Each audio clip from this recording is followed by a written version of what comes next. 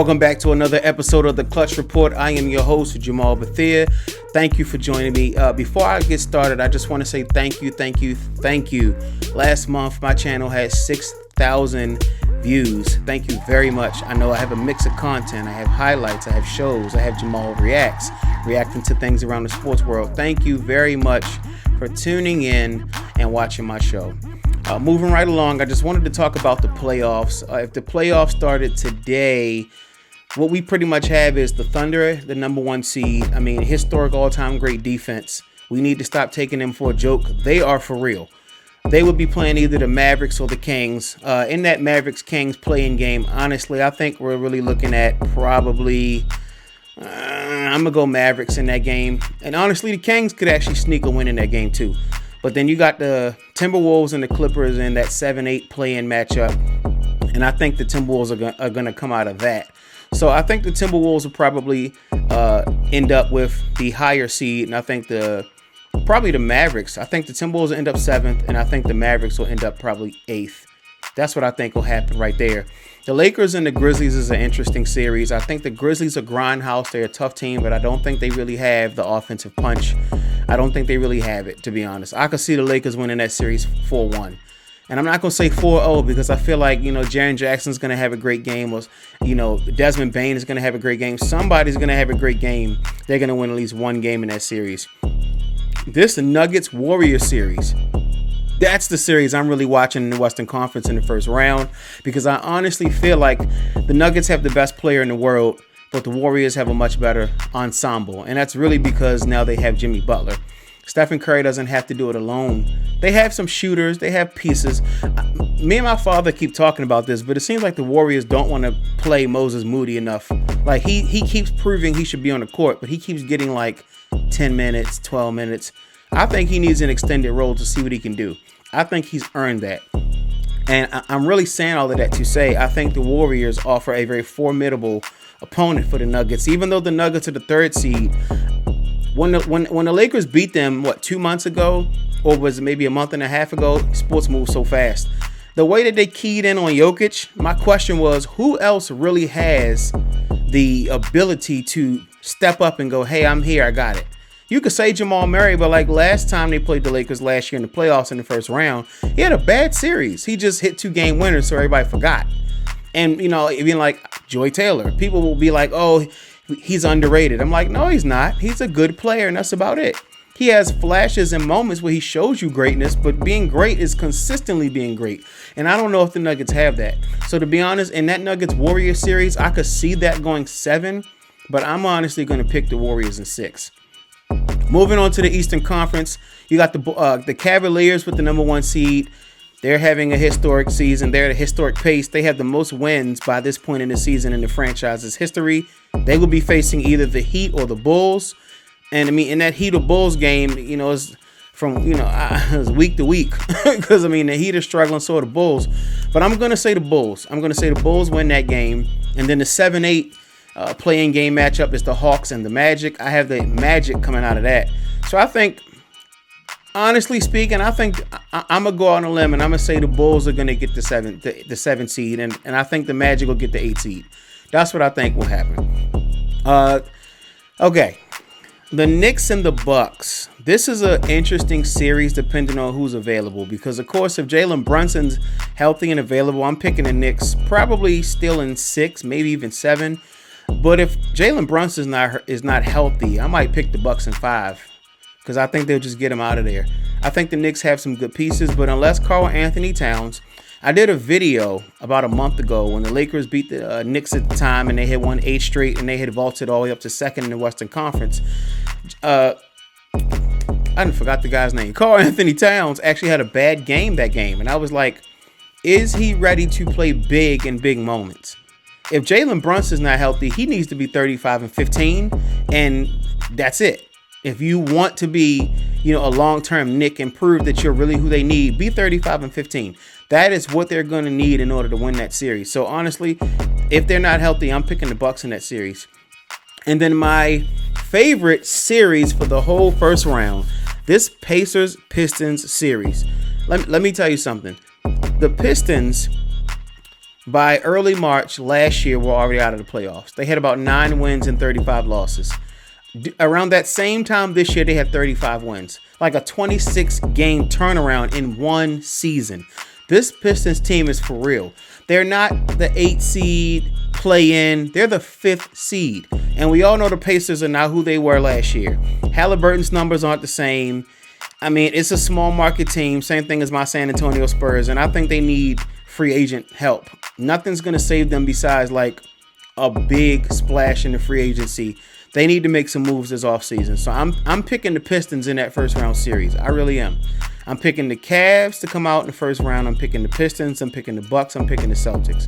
And in the West, I'm picking the Thunder to come out. I'm picking the Lakers. I'm picking the Warriors. And I'm picking the Rockets over whoever comes out. All right. Moving right along, I wanted to talk about my San Antonio Spurs. Tough break this year. Victor Wembanyama. First of all, I'm praying for that brother. You know, his health is more important than basketball. I hope he's okay, just in life. But I also certainly hope he can come back full strength to play basketball. Blood clots are no joke. Chris Bosh dealt with them, and they literally dismayed the last couple of years of his career. When he could play, he was good, but he couldn't. You know, at some point, he just couldn't play. His health was more important, right? And then, of course, De'Aaron Fox gets, finger surgery, and he's out for the rest of the season, too. Like, they're my favorite team, but I haven't watched them as much this year, to be honest. I tuned into a game the other day, and no matter how deep into the quarter it went, I'm like, when is De'Aaron Fox checking in? And then I Googled it. I'm like, oh, because he's hurt, because he got finger surgery. So I really hope that he comes back healthy and full strength next year. But my Spurs, too. I was just talking about the Pacers and being a small market team. I honestly think we need free agency help. I just think we do. Like, it's, you're either going to get drafted to San Antonio or traded. It's a small market. Let's be honest. Young guys, sometimes young urban guys, they want to hang out, club a little bit, meet a few women. San Antonio's kind of a slow pace. They say it's kind of almost like a retirement kind of city for older people. It's a beautiful place to live. I'm pretty sure it has some nice activities. But it's not the kind of landing spot where a guy's like, yo, I'm trying to go to San Antonio to hang out tonight. Like, it's just not that kind of place. And so you fall into a scenario where you really can't get guys that pick your city. You know what I mean? And what that means is you have to make the best of what you have. And I think we've done a decent job drafting. But I look at some of the pieces we have, and I'm like, maybe we honestly should probably move Devin Vassell and Keldon Johnson. That's just my honest opinion. Like, we need a big free agent. We do. Like, even something like, what if, and this is just the fan in me hoping, what if we could get like Naz Reid from Minnesota? What if we could trade Keldon Johnson, Devin Vassell for Naz Reid and like Nickeil Alexander-Walker? Something like that. We need something, because Wemby's great, but I sometimes feel like Wemby plays like more of a tall, small forward than like a big. And De'Aaron Fox is great, but them two alone isn't going to do it. We need another punch on offense. Harrison Barnes is great. But I always felt like Harrison Barnes played too calm compared to his talent. Like, All-Star Weekend, Draymond Green was like, Harrison Barnes has a 40-inch vertical. And I'm like, he's never showed that off. He has never shown that he has a 40-inch vertical. He plays kind of cool. This year, he's averaging like 11 and 3. I'm like, please, Harrison Barnes is his best. If Harrison Barnes is really trying, could average 25. And if Harrison Barnes was playing like a dog, like, remember when Jeff Green got heart surgery and came back like an animal? Like, I sometimes feel like him, Paul George, people like that just too cool tempered. Like, where's the animal? So I think the Spurs need to make a big free agent splash this summer. We got to get more talent, to be honest. We have some young pieces, and you trust the process, as Philly used to say, right? You look at the Rockets, we're about 3 or 4 years into a rebuild with an excellent coach, and they've turned the corner. They're at number 2 in the playoffs, if the playoffs started today. And that's great for the Rockets, but that honestly doesn't work for every team. And I feel like it's time for the Spurs to honestly think about shopping some of these guys and to get a big free agent splash. So I'm introducing a new segment today, and the segment is called Hot Takes. I'm going to be looking at things I hear around the internet, giving my opinion, right or wrong, agree, disagree, or just offering what I think. So sit back and enjoy the first edition of Hot Takes. Who is your favorite NBA female analyst? Let us know in the comments.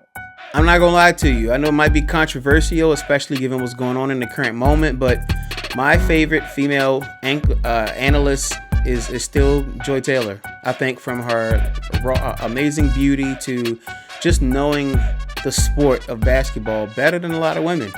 And don't get me wrong, there's plenty of women on TV that have been talking sports, but I think it's a lot more women like that nowadays. And I think Joy was at the forefront of that.